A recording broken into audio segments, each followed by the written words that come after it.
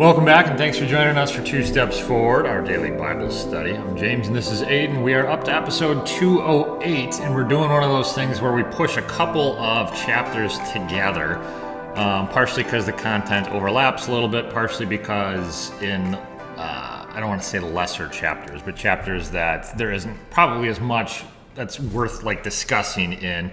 We can spend a little bit more time kind of pushing them together, and we're going to do one devotional thought from the chapter 12 of 1 Samuel 12, and then two devotional thoughts from 1 Samuel 13.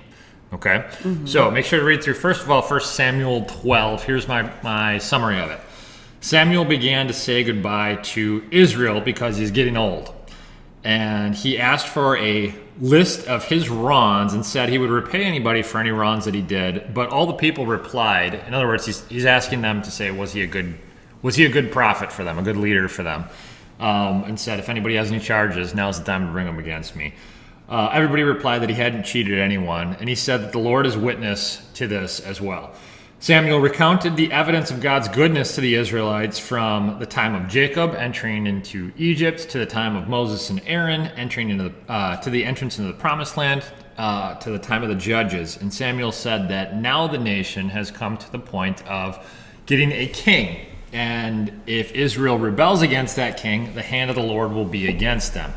He also says that it's actually wicked, the fact that Israel even wants a king, because God was alone supposed to be their king. And actually at this point, there's going to be a great thunder and lightning as a sign of the fact that God is not super happy with their requesting a king right now. And sure enough, that's what happens at this moment. Like the whole earth shook and there was thunder and lightning. The people were in awe and asked Samuel to pray on their behalf. And Samuel agreed to pray for them and encourage them to turn always to serve the Lord and always to consider the good things that he had done for them. That's 1 Samuel 12. Mm-hmm.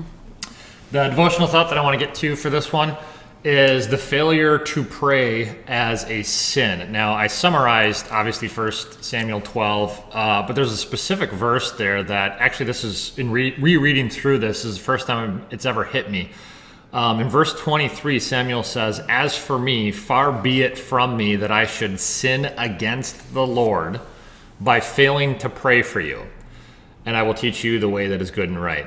That phrase, I shouldn't sin against the Lord by failing to pray for you, is interesting to me because it challenges our general definition of sin. Most people immediately think of sin, if they think of sin at all. Christians tend to think of sin in terms of doing something bad. The sin of what we call sin of commission, not the sin of omission, which is failing to do something good. So not only is it first of all, a sin of omission, but it's just this concern for others, even in our prayer lives. Even if you just pray, it's not enough just to pray. Even if you're just praying for yourself all the time and you're failing to pray for God's people in your life, even that can be a sin against God. And this is just this very overt command to pray for other people, which, again, I, like everybody else, I think gravitates just towards the prayers of, one, circumstances, and two, circumstances primarily about me, rather than praying for one another. But Samuel says, "Far be it from me to fail to pray for you." I think my question here to you would be, what do you think are prayer norms? So the Bible doesn't tell us exactly how many prayers we should pray each day, how long it should be, and yet I think we can probably set some kinds of parameters on what is at least probably not quite enough. But I think it's worth establishing, what do you think are prayer norms for God's people? Honestly, I think that's maybe one of the reasons prayer seems so overwhelming, is because there is that open-ended, so how much should it be? Whatever I'm doing is probably not enough. Yeah. Well, it's if you look at it as conversation with God, us pouring out our hearts to God, it's well, how much conversation do we need to have a healthy marriage, right? If you said none, I think everybody would say, well, that's not right. But if you said, well, you got to have at least this many hours a week, I think most people would say, well, that doesn't seem quite accurate either, because you can certainly find exceptions to that rule. So I think if you think about it in conversational terms, it probably helps. What do you think if you had to throw a number out there for number of days during the week or number of minutes What or I think hours is during the day? sufficient? No, what do you think is probably average? Oh, not a lot.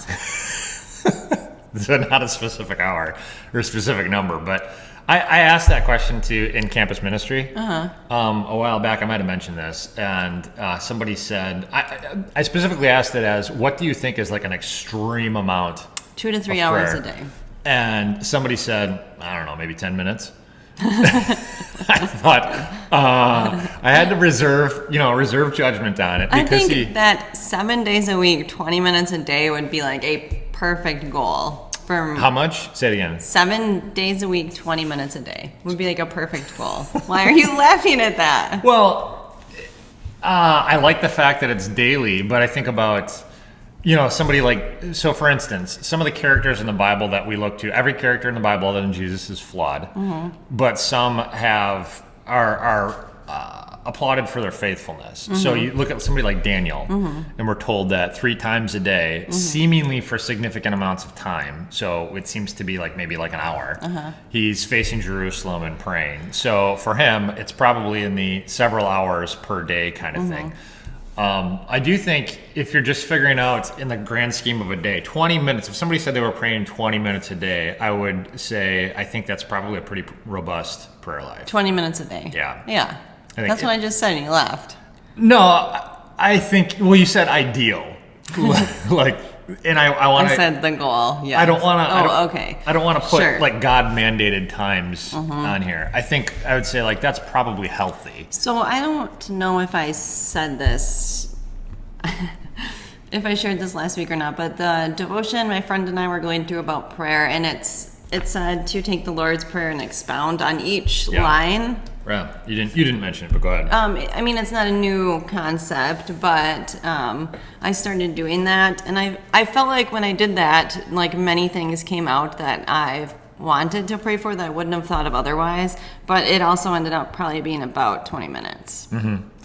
Yeah, I think if nothing else, push yourself a little bit harder. If it's not daily, the first step, progress, not perfection, but first step is try to get to daily.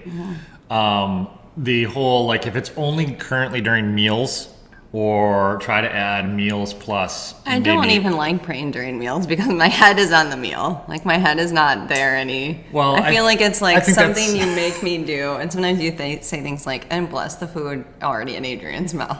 Yes, the unblessed bites are the ones I'm most concerned about. I think first of all, we see countless biblical examples. I guess it shows discipline. I have to pray first. I also think, yes, not just discipline, but priority. It just feels so obligatory, and I don't like that. Well, so I also think the idea that humans fighting against their base instincts for the sake of something better is a good exercise. And I think when you're not just animalistically diving, the dog, you don't get as hangry as I do. When I feed the dog, she literally goes into convulsions before I set the bowl down. And she's incapable of prayer before the meal. She's capable of actually sitting and staying, and her head's going to explode. But, I think humans, God's people, can set aside whatever it is, the 30 seconds or a minute to pray before that. I don't necessarily want to put right parameters on it. I do want to say, think about increasing it, because the vast majority, one of the things I always say, the most uncomfortable thing that I force my members at my church to do is pray in front of me. You're going to pray in front of me. And I can tell they're often a little uncomfortable. I don't want them to be uncomfortable. I want them to, and the only way to get more comfortable is to do it more frequently. And so force yourself to do it, and you will get better at it. And you will, then the times that are most crucial when you need it, the crises moments of life, it won't feel like you're trying to speak a different language. You'll feel just very naturally talking to God. So only good things can come from increasing prayer life. And so that would be the first encouragement here, I think. All right. 1 Samuel chapter 13. Again, if you need to pause here and read that chapter at home for yourself, please do so. Here's my summary. Saul became king at 30 years old, we're told, and he reigned until he's 72. And he kept 2,000 men with him at a place called Michmash, and 1,000 were kept with Jonathan at Gibeah. Remember, these are commanders in the army. They're not just He's not just a king, he's commander in general of the army. Jonathan attacked the Philistines at Geba, and all Israel knew about it. The Philistines assembled then a large force. The specifics given to us are 3,000 chariots, 6,000 charioteers, plus additional soldiers. And the Israelites were threatened and hid. Saul waited 7 days at Gilgal, and as Samuel had instructed him to do, but he grew impatient waiting for Samuel to offer a sacrifice to the Lord before entering battle. It's a little confusing, but the Israelites, before they go into battle, they were supposed to not just prepare their bodies, but ready their hearts. Mm-hmm. And so there's a series of prayers and sacrifices that very clearly God has spelled out they're supposed to do. Like before you take communion. Yeah, like proper preparation. Yeah, to understand this is primarily a spiritual act. Even this warfare is primarily a spiritual act. And Jonathan is his son. Jonathan is his son. Sorry if I did not mention that. Yeah. Who becomes, we know, a really good friend of David, and that's so he's 30 years old, but he already has a grown son.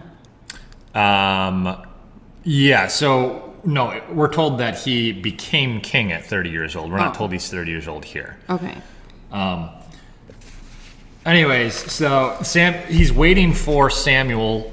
Samuel's apparently given him a prophecy about this earlier.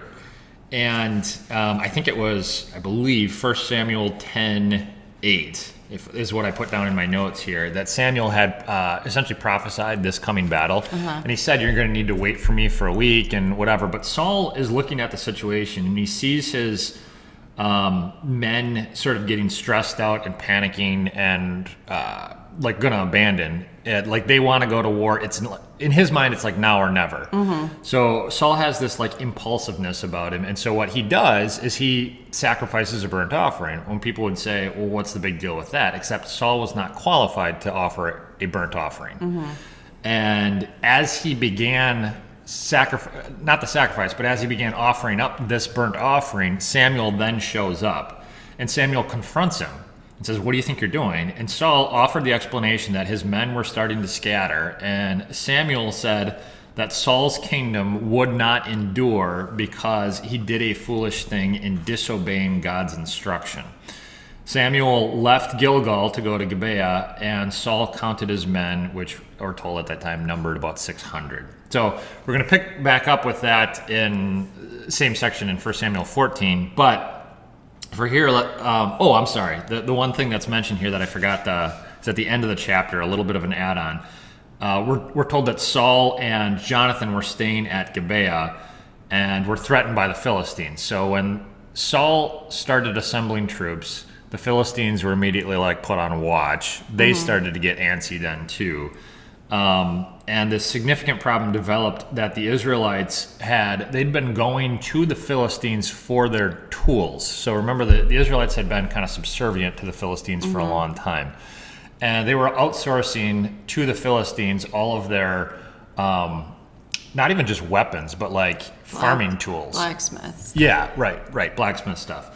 Getting their stuff fixed or sharpened or whatever else. They were completely at the mercy of the Philistines for that. So on the day that the Israelites were supposed to go to war with the Philistines, literally we're told only Jonathan and Saul actually have something that constitutes weapons. So why don't they just train their own blacksmiths? I don't know if it's that easy. Like it's one of those things that there's a science to it that's passed down from generation to generation, and if you just lose the people that are able to do that, I think today too, like if for some reason all the computer programmers on Earth died, and you said, okay, keep the internet going, it's like, what would the rest of us? It would take a while. Like it's the whole burning down of the Alexandria library thing. You remember hearing that once that got destroyed, it set the world's knowledge base back like 1,000 years. I think at some point they lost all their blacksmiths and couldn't do that kind of stuff. So devotional thought number 2, relationship with God on your own terms. So again, Saul reigned in Israel about 2 years, began assembling an army, chose 3,000 men, divided them between himself and Jonathan. The assembling of that army put the Philistines, their enemies who were kind of over them, on alert. They got uncomfortable, and Samuel had given Saul a very specific prophecy that he was supposed to wait. It was about 2 years earlier, But he said, when this war breaks out, you are supposed to wait for me, and I will offer up a burnt sacrifice. Saul gets impatient after waiting for about a week for Samuel, and he makes the sacrifice. In other words, it's not like he just goes into battle. He knows enough that I have to make a sacrifice before going into battle. But to Saul, that kind of stuff is almost always like a superstition.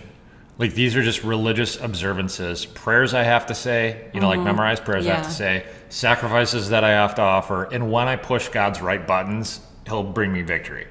That's like that's the recurring issue with Saul, is his religion is just kind of this superficial veneer of whatever. And it's actually like quite relatable when you sort of break it down. He's more interested in God as superstition than genuine obedience and relationship with God. And when Samuel showed up, he blamed Saul blamed Samuel for being late. So this is Samuel's fault, not Saul's fault. It's an act. The sin here is the act of self-sufficiency. A wrongly timed sacrifice by a king, or an offering to God by the person who's not supposed to offer it, is actually offensive to God. It's not just what you do, it's the manner in which and the spirit in which you do it that determines whether or not it's pleasing to God. And it's in the first devotional thought, we talked about redefining sin as not just the bad stuff that we do, but the good, including the prayer that we failed to do for others.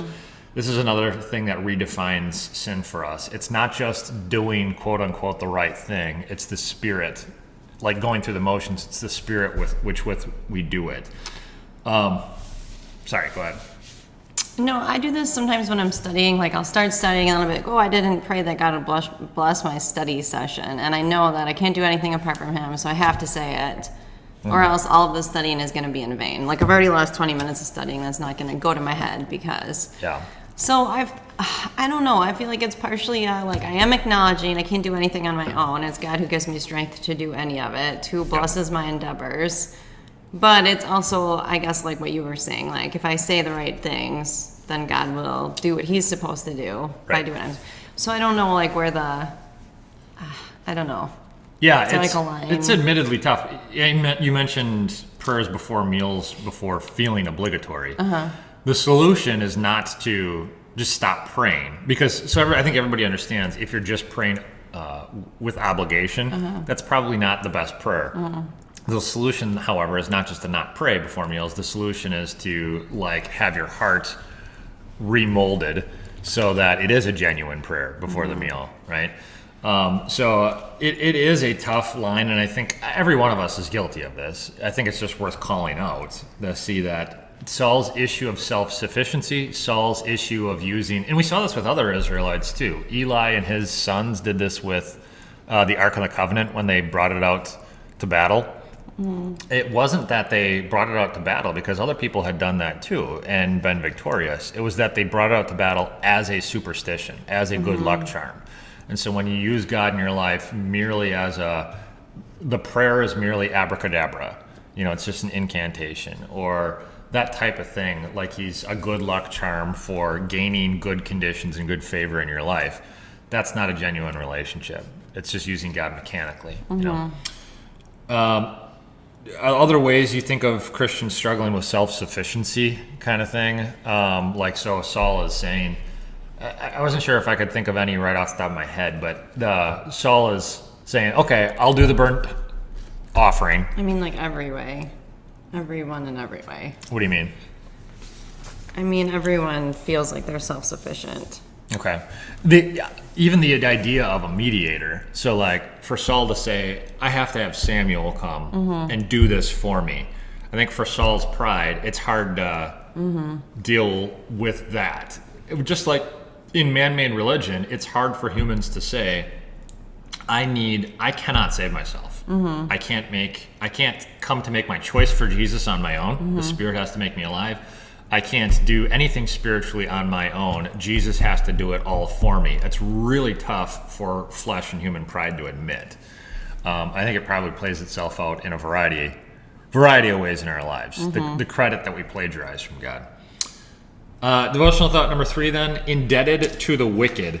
This is just that last little part that I forgot to read at first about so the Philistines had moved into Israel, subjected the Israelites to rule, they deported the iron workers primarily so that the Israelites would not have weapons. If they don't have weapons, it makes rebellion that much more difficult.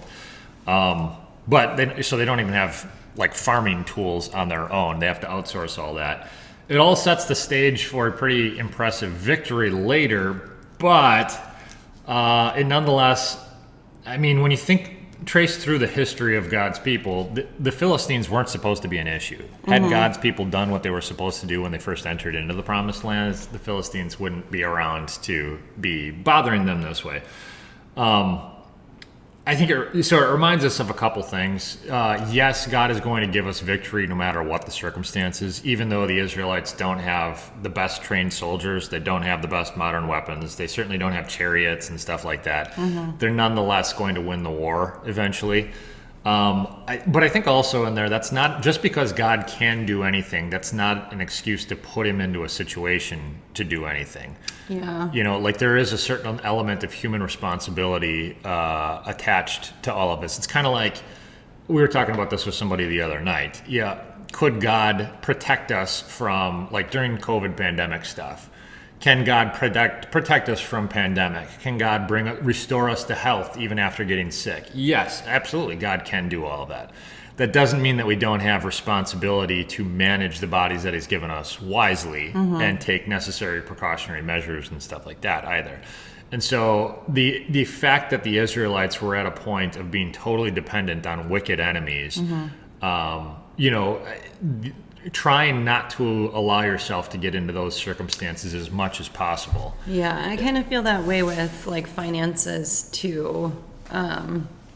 Like if you accrue a large amount of debt, granted, I know that the education system currently in place makes it difficult to get any kind of education without incurring debt. Yeah. But things like credit card debt or someone was just telling me they have a lot of student debt, but they're like building a home right now. And I was saying, I guess if it was me, I would probably like rent an apartment for whatever and try to pay down my debt before I accrued more debt. Yeah. But I remember one time I had, which I thought was a lot at the time, like a $3,000 credit card bill when I had just gotten out of college. And I remember paying it off and just the feeling of not having that hanging over your head. Yeah. So credit card debt specifically, I feel like is something that's more easily avoidable than like mortgage or student loan debt. But just that along that whole theme of like changing things I want into things I need is how I accrued that credit card debt. Yeah. No, I think it's credit. I mean, it's one of the reasons why, so you get into a financial like counselor, and one of the things they'll do is cut up your credit cards because there is such a unhealthy indebtedness is certainly part of what's going on here. Israel at various points becomes kind of in an unhealthy way indebted to surrounding neighbors. And you're right, in our own lives, even like the Dave Ramsey stuff, talking about good debt versus bad debt. In the way of life, there's naturally going to be certain things that you can't be totally self-sufficient. Purchasing a home, which is a good idea for a lot of people, is almost nobody has the cash to do that out of hand. School debt in the modern world is very similar as well. But then there's other things that we can avoid. Yeah. And the Bible does talk about trying to avoid debts if not necessary, like that kind of thing. So it's worth thinking about. It's worth, especially I think, I hate to say it like this, but the types of people that you are indebted to. For the Israelites to be indebted to the Philistines is not a healthy situation at all. So like legal debt to somebody that's a credible institution is a little bit different. I don't think credit card companies are really that credible though. Yeah, I know what you're saying. I think we could debate that too. That might be a better example. I guess I'm saying taking out a mortgage from a bank or whatever, I think is a little different. But okay, so we're going to pick this up with 1 Samuel 14 tomorrow, at which point we're going to see. So this is the shift a little bit. We're seeing the downfall of Saul. And it starts with something like as simple as not genuine relationship with God, but going through the motions of religion. This is going to devolve pretty quickly into Saul seeking out witches for prophecy. This is going to devolve into Saul's own suicide. So just understand, it never starts with that bleak. It starts with going through the motions of religion. And what's also interesting is the contrast between Jonathan and Saul's son and Saul moving forward. So we'll get to that tomorrow. Let's, for today, close with prayer. Heavenly Father, thank you for a time in your word here today.